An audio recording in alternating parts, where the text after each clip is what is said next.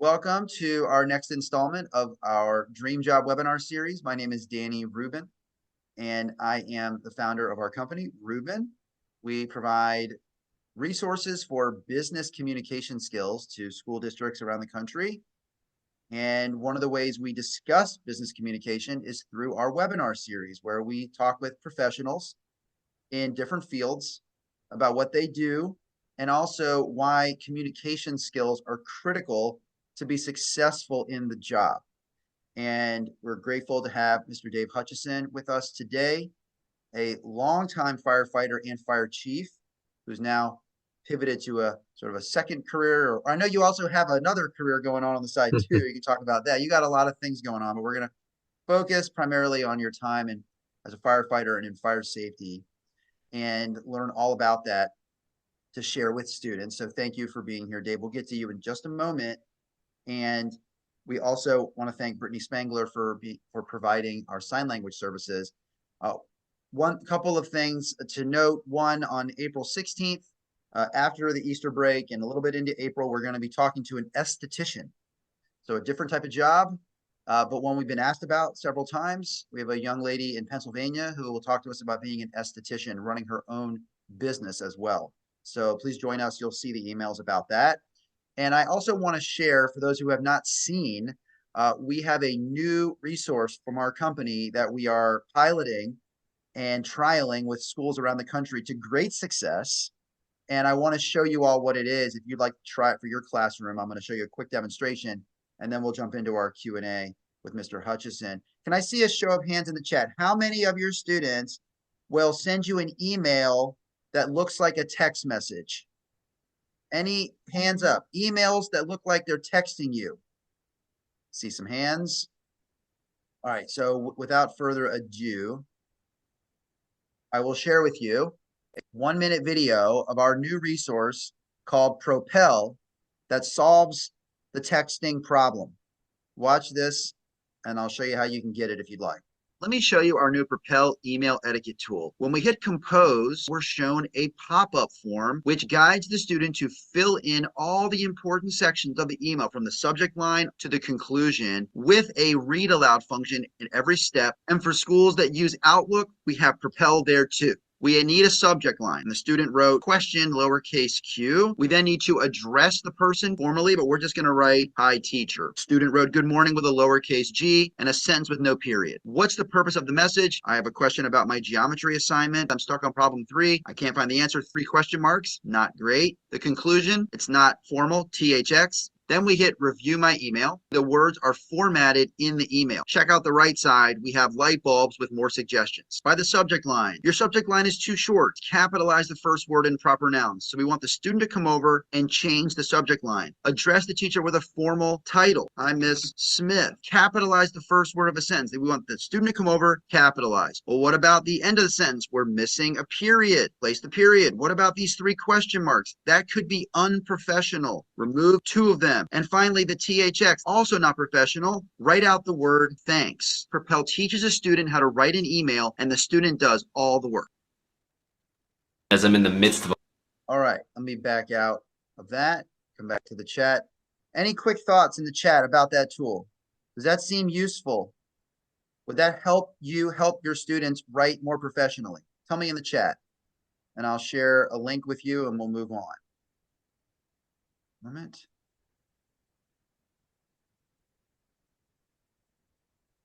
Okay, so if you would like to try this tool, no cost, we want you to use it. We want students to use it and give us feedback. If you would like it, all you need to do is go to this page through Calendly, the booking page, pick a time this week, next week, the week after, whenever you're back in your classroom, and we will provide this tool to you so you can use it and see how well it works for your students. I'll give you one little data point, and we'll move on to Mr. Hutcheson.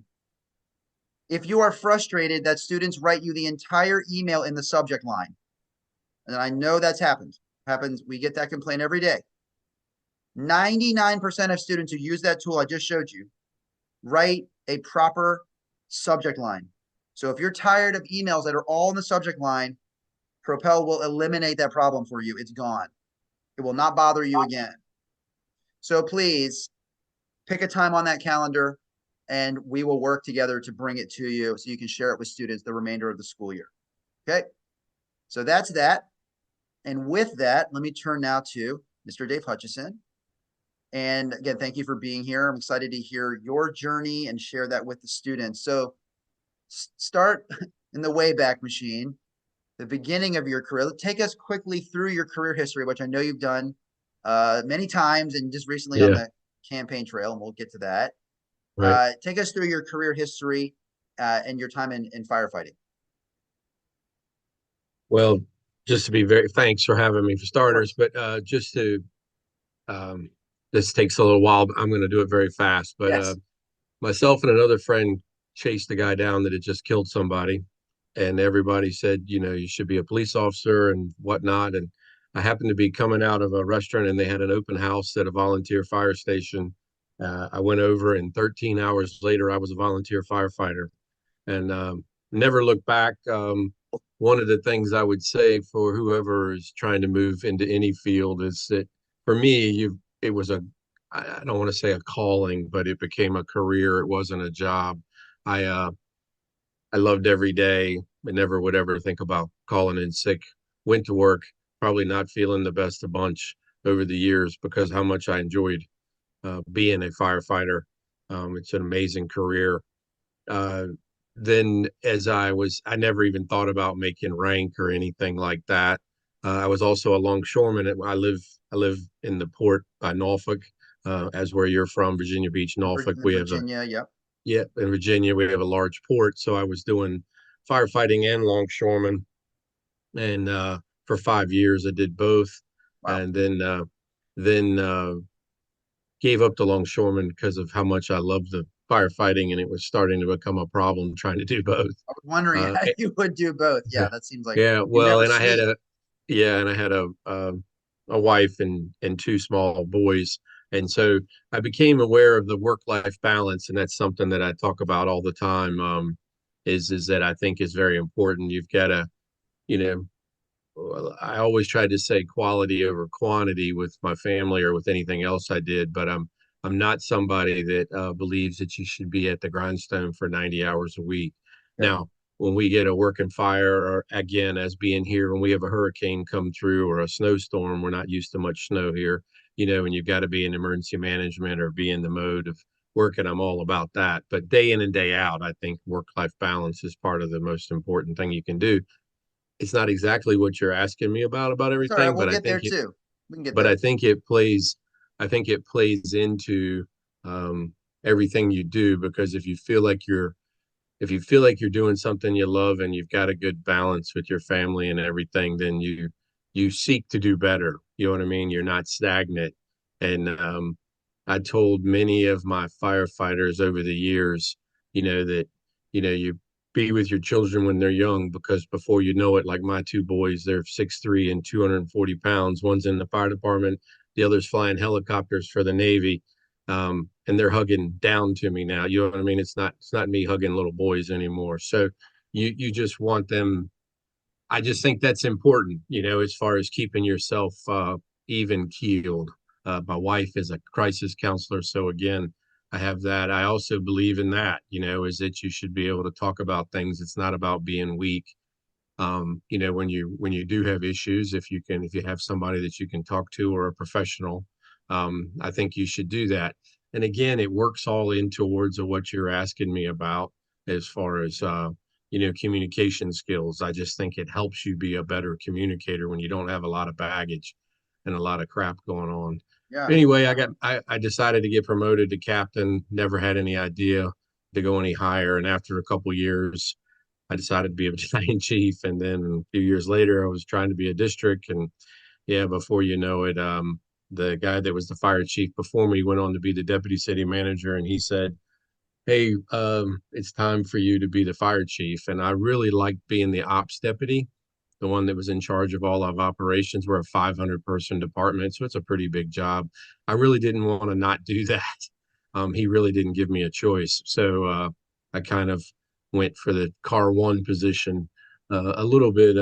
not apprehensively. And don't get me wrong, I ended up loving. I was it for 7 years, so I loved it.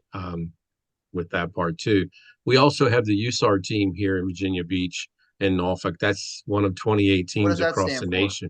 What's that stand for? Yeah, Urban Search and Rescue. It's one of the 28 teams across the country that goes to like we went Oklahoma bombing, Haiti, the Twin Towers, the Pentagon. We've been to every major event in the country since Oklahoma. So there's 28 teams, but your team here in Virginia Beach is one of the top 3 or 4 teams in the country. So I've been a part of that. Again, that leads to what I'm saying to you is I started out as a rescue specialist, went through plans, hazmat plans, and then the task force leader. Again, as you're moving up, you've got to be able to communicate because you're dealing with people that are under stress in some really horrible, hurricanes in Florida and earthquakes in Haiti and everything else.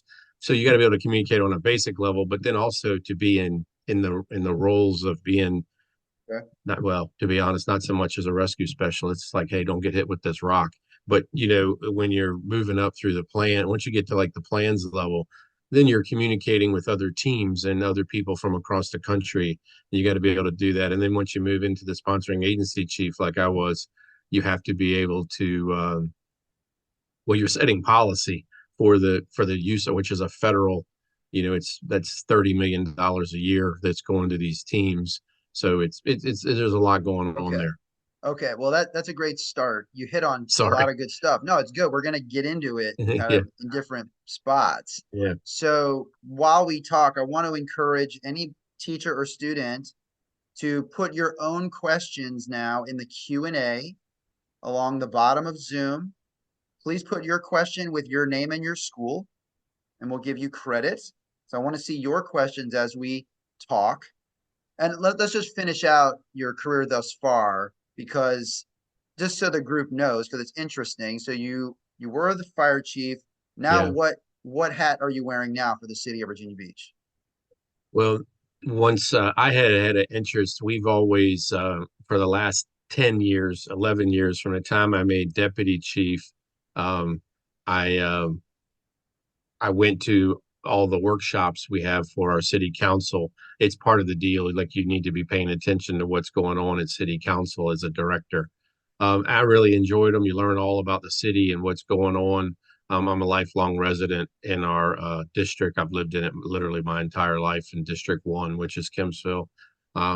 So it was a natural fit for me when one of the District 1 council member went on to be actually the sheriff. He was the undersheriff and he went on to be the sheriff. And so I went for the District 1 council member and won that seat. It was a special election, so I actually have to run again Right.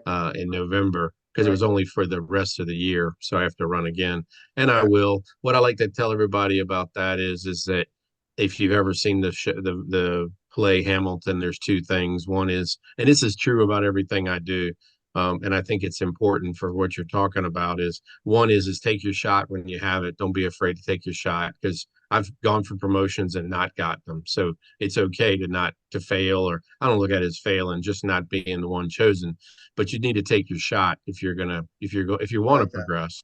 I like And that. then and from Hamilton, and then the other thing is I don't need to be the mayor, or I'm never going up in this or anything because I was already the fire chief. But I do like to be, if you think about Hamilton, the play, I like to be at the table where it happens The and to room help where it guide stuff. happens, right? The Yeah, the room where room it where it happens. happens. Yeah, I've changed it Okay. to the table The table. because All of, right. well, the senior staff table in the fire department and now the city council Okay. table or the diocese, but you get the point. So, Yeah. yeah, Yeah. Okay. Thank you. So just so we all know, you started as yeah, a volunteer. Many years later, now you're on city council. So you've had a really interesting, colorful career. And we yeah, have some questions coming in. Let me start with that. yeah. Allison Clymer, Central School, New York.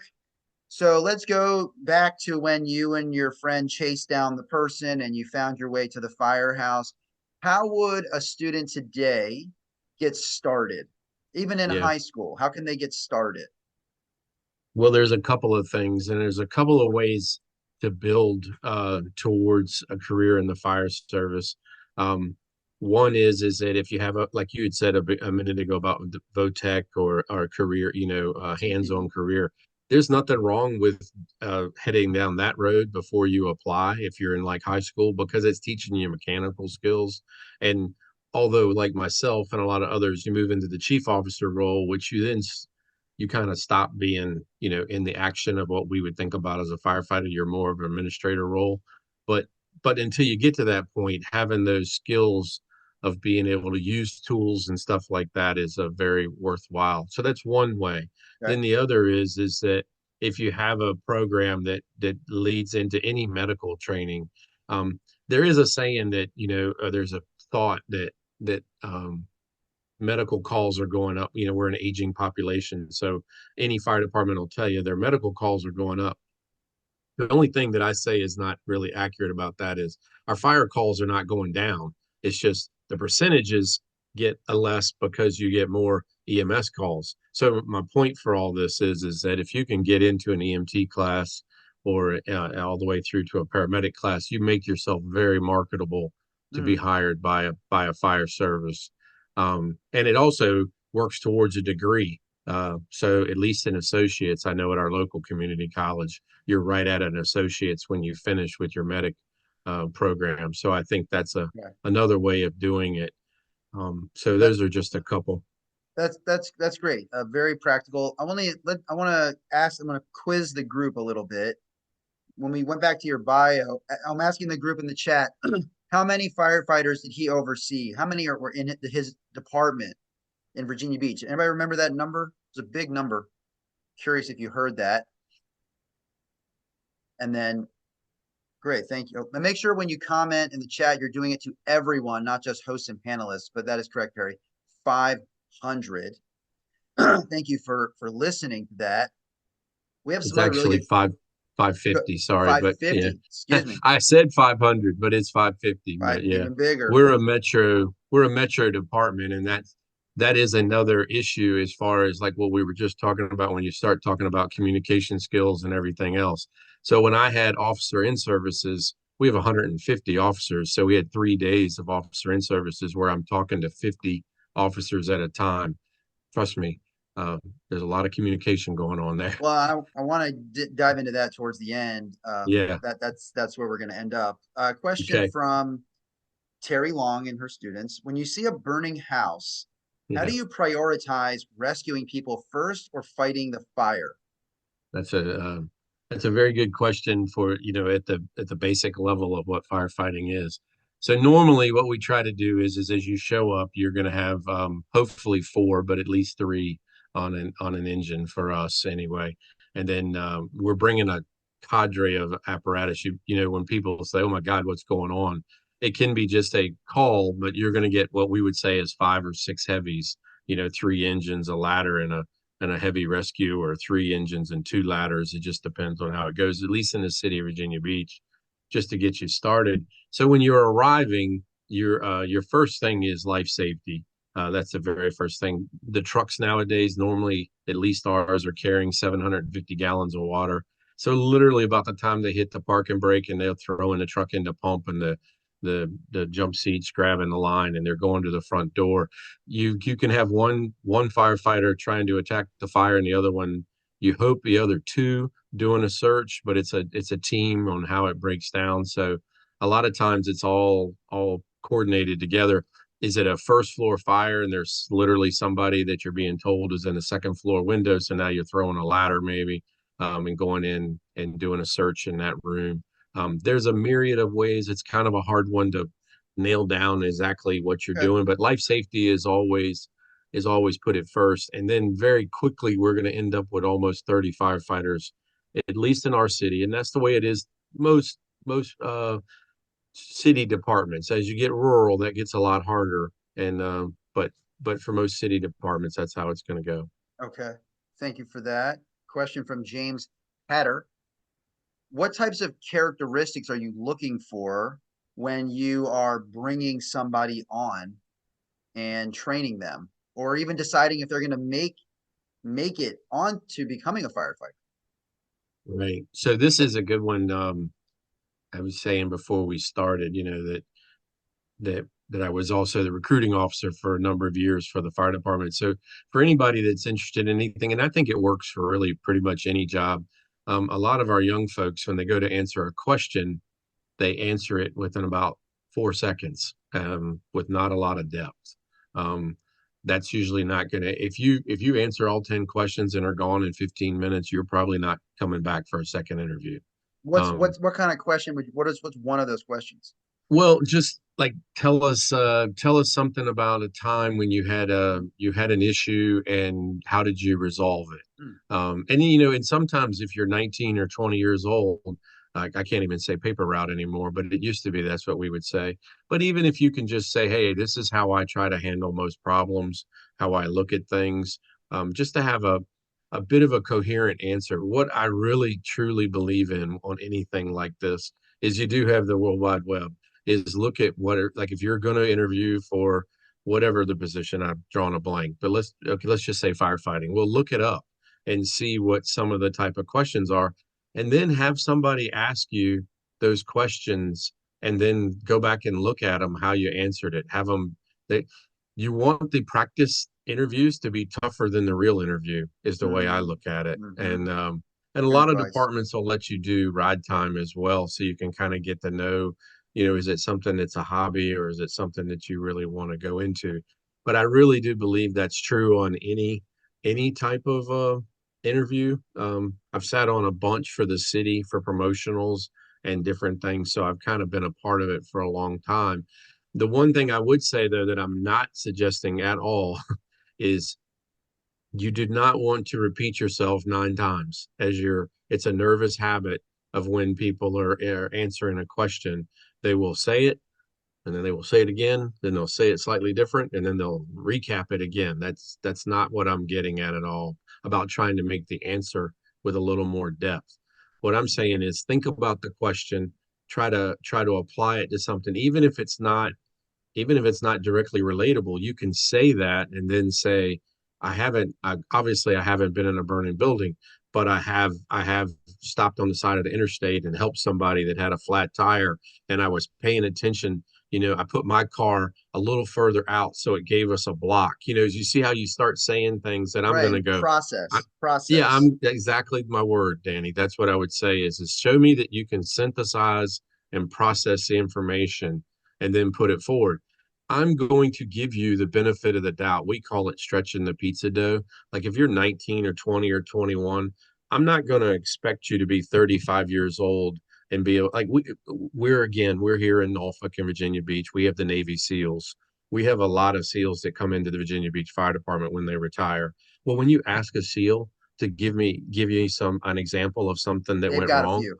well, their answers are like, well, damn, you could write a book. It's a Right. little Right. different than somebody that's Right. 21 years old. So we know that, and we're not. There's going to be 30 some people in the class, so you may not be number one, but if you get your ticket punched and can go to the class or whatever the position is, whether it's with Amazon or whoever, Right. if you can answer those questions like that, it will help you, I believe. Well, I think that's smart, and it's a lot of what you're saying is it's about preparation. It And really is. before you step in the room or before you approach the scene of a fire, right? It's all Yeah, about the preparation is what's going to make or break you yeah, and your success, getting the job or being successful in that job. So thank you for that yeah. answer. And let's get a little more into the sort of academy process. Another Okay. question from Allison Clymer. Thank you for your question. And actually, this sort of connects with a question from Hillary Holthauser from Clayton High School. I'm sorry, Valerie Reyes asked the question, Clayton High School, about going, trying to become a firefighter, going through an academy. What type of physical condition do you need to be in? Mental state? What what Yeah. what are they going to put you through, and what's that experience going to be like? Yeah, that's a great question. I wanted to say one other thing if I Sure. could. And I'll use you as a perfect example is like we get asked all the time, what do I wear? What should I wear to the interview? I may be old school and this may be different, but I'm sitting here in just a collared shirt, right? I'm not really worried about the interview. But you, on the other hand, are dressed way more appropriate than I than I honestly. Now, if I was going to city council yesterday, I Right. looked like You you. look like You me. know what I'm saying? Yeah. But my point is don't. I'm not saying a suit and tie, but a coat and tie, a nice business outfit for the women. You want to look like you want the job of professional. If you show up not looking that way, I'd rather you be a little over than a little under. And I think that's true for any position. That might Yep. be 101 for everybody, Well, but not always, yeah, not can't yeah, assume it, but you like you yeah, said, you can never if you're dressed too nicely for this yeah, audience, they would just yeah. think that it means you really care. That's right. Yeah, And I'm you not can't go saying a wrong. tux. Yeah, other than a A tuxedo, tux, right? right? You know what I mean? Not a not a Yeah, tuxedo, but yeah, anything else is going to yeah, look like you really yeah. thought about it. Okay, so That's get right. us into the Yeah, academy experience. What is that like when you're yeah. going through it week over week? Yeah, I would say we have so evolved um, with the academies over the year. Obviously, I can speak for Virginia Beach after 35 years, but I would say all the departments. We used to be very, very close paramilitary, my way, the highway, just brutal ways of doing things. That's all gone. And I'm good riddance, to be quite honest. I never was a fan of it. Never really partook in it. But now, what I would say is that you need to be in top cardio shape to begin with. You need to be doing stuff for cardio because everything we do in the rookie school is going to be moving and getting you prepared because you're wearing 50 pounds of gear, whether you like it or not, at least at the beginning of your career for us, 7 or 8 years, you're a blue collar worker. You're doing work, loads, carrying hose, going through doors, upstairs, it's just a lot. Your EMS calls can be 10 to 12 a shift easily, picking up stretchers, picking up people off the floor. So there's a lot of work there, right? So you need that cardio. But then you also have to, and I say this for the women in particular, your upper body strength a lot of times. Now, CrossFit has really helped with that.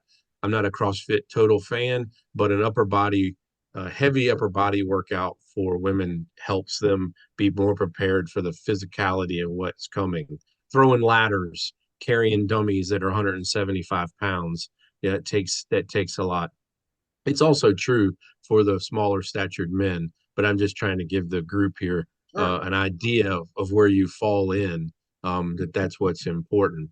Okay. So then because you got to get past that, you've got to be able to get through the written, you've got to get through the interview, but then you also have to be physically in shape. There's just no two ways about it. And I cannot state that enough. If your department or where you're headed has a pre-test. A lot of them will say, "Come on out and take a look at this," and it's called a CPAT test. Don't ask me about the acronym. It's just a physical test Got it. that they have to go through, and they'll let you practice, and they'll also let you work on it to get better. And don't be dismayed. I've seen plenty of people that just really got their butts kicked by it the first time, but 6 weeks later, if you're really committed, they roll through it because they prepared for it, and their shape has come up for that. So I know that's just one part, Danny, but that's an important part if you're talking Absolutely. specifically. The And I think that's physical, for I, yeah. I think that's for police, fire, EMS. I think it does any of those city type of Okay. public safety jobs. That's a tried and true thing. So then the mental part, we're not gonna put you in a real burning building, at least not in the city of Virginia Beach, and none of the areas around us do it that way either. So I'm taking for granted that that's true around the country. But they're not going to put you in a burning building to begin with. Like for us, you're going to practice with covered mask, you're going to first just get used to having an SCBA, what that means, putting it on, doing all that stuff. So we stair step it to try to not drag this out but too long. We stair step it up, you know, covered mask, we call it Roscoe smoke. It's a machine. We darken out the windows and we smoke up the room. So you can breathe it all day long. There's nothing wrong with it. And then we'll start with pallets and hay and gradually work up to where you're having to do it. Then on a whole nother side, because that's the unique thing about a firefighter, in 90% of the country now is you're a firefighter and you're an EMS provider. So either before or during or after somewhere through this, you're going to go through a whole medical program of usually 2 or 3 months of learning how to be an EMT, EMTA, or a paramedic. Just depends on what level your department takes you to. Well, that's a whole nother level of learning that you're having to do And it's no joke. You don't play around with that because you really will be making part of a team, but it's life or death decisions when you're out there, or you're pre-hospital care, so you don't have all the luxury of what they have in the hospital. Now we give you a lot. Also, you're having to work on the side of an interstate in a small bedroom. Somebody's dying, and you're having to do an anaphylactic shock. A diabetic coma. There's all these things. An auto accident where you got two or three victims that are really messed up, and you're having to make decisions. You're not going to have to be in that for months or a year later, and you're going to have a team with you. But we try to build it so it doesn't shock you. But to be quite honest, there are people that are very gung ho, man, woman, doesn't matter, older, younger. I've seen them get pretty good into it, and then all of a sudden they're like, I just can't do this. So it's not the worst thing in the world to try to find out about that ahead of time. If they have open houses, if they have a ride along program, you can do all that. Okay. So That probably that said enough. that's no, it's really, really helpful to be honest with Yeah, students, take them inside the process yeah, of what it's going to be like, uh what you need to prepare physically and mentally.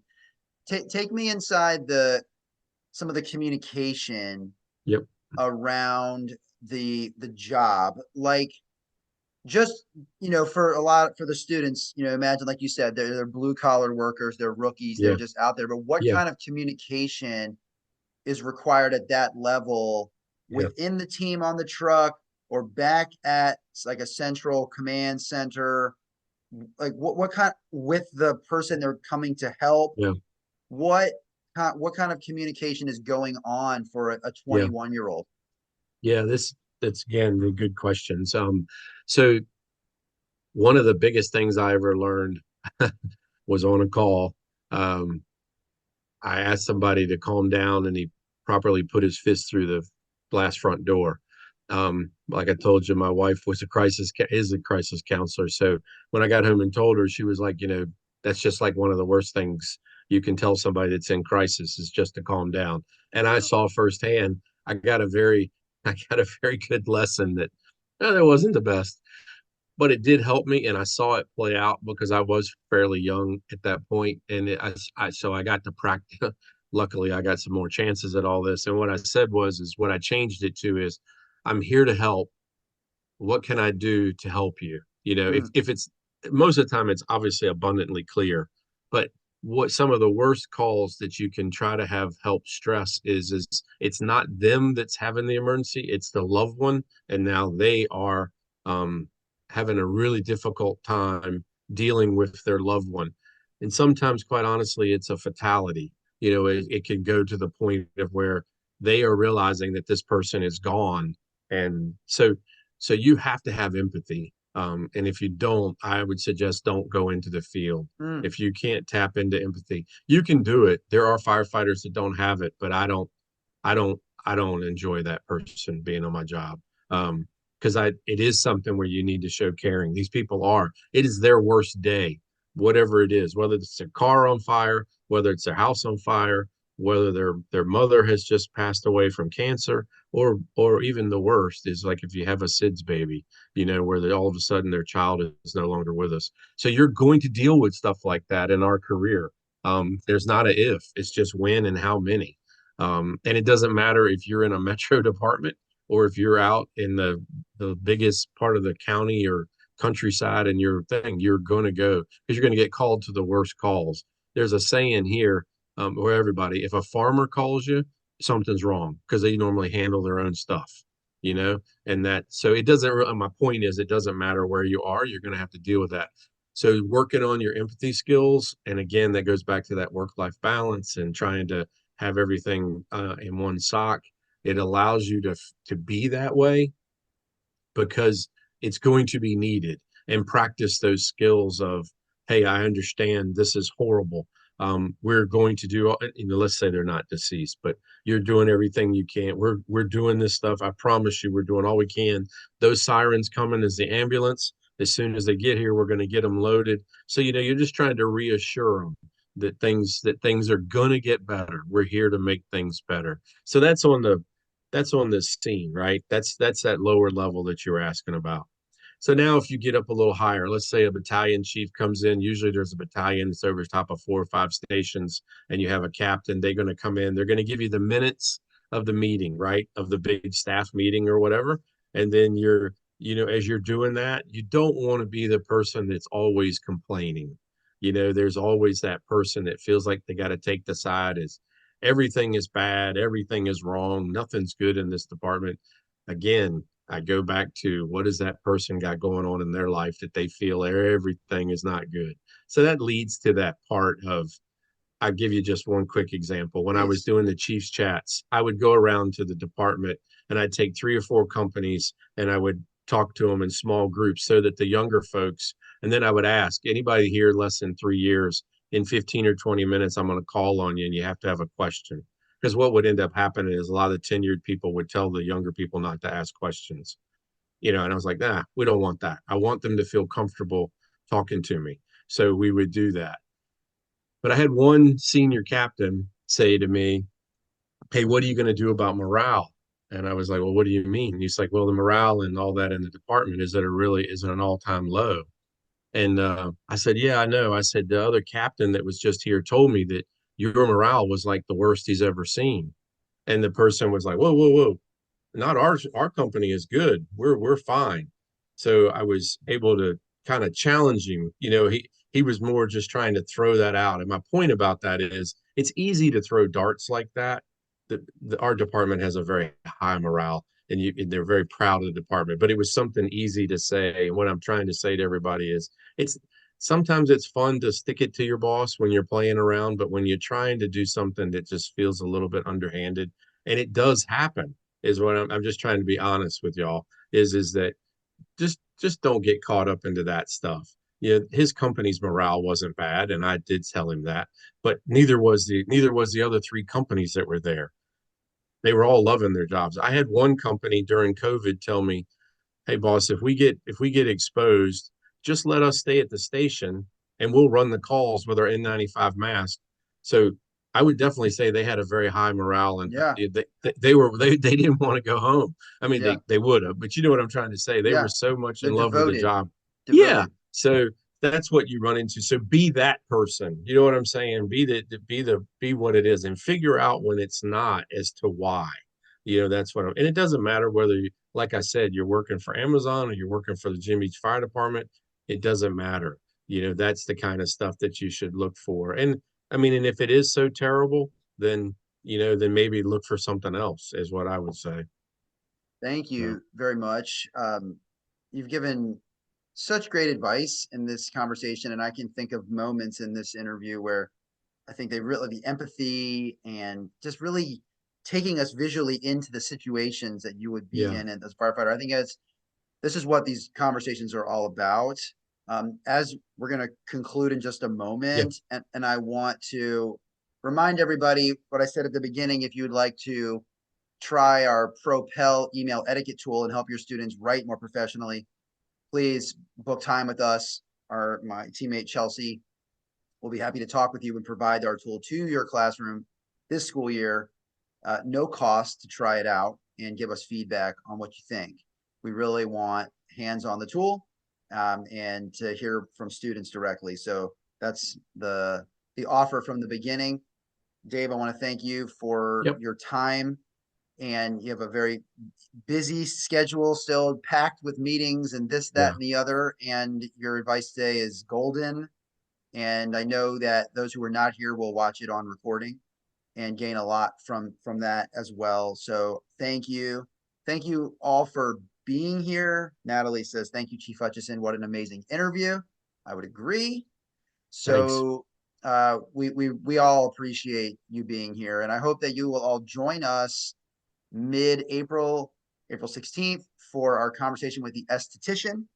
Look out for the emails about that. And we have one more in the adjacent to Mr. Chief Hutcheson's job. We're talking to a forensic specialist with a police department, and that'll be in May. So that's how we'll finish out our year, and then we'll pick it up again in the fall. So we have 2 more conversations, but thank you again for being here. And I hope you all have a great rest of your day and a great spring break. If you're in it or it's next week, whenever it is, have a great time. Be safe, and we'll see you soon.